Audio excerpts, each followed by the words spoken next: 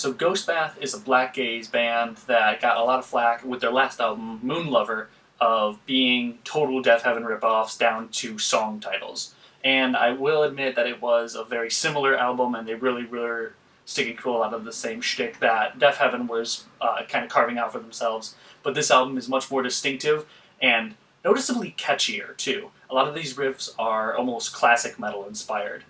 I'm also noticing that the vocals are a little bit more buried or kind of in the background this time, and they're much less bird screechy. You're getting less over top of these songs this time. A lot of these songs for a black metal album, or at least black metal inspired albums, are very pleasant or almost triumphant at times. A lot of these riffs feel very sort of uplifting, almost like maybe an Emperor record.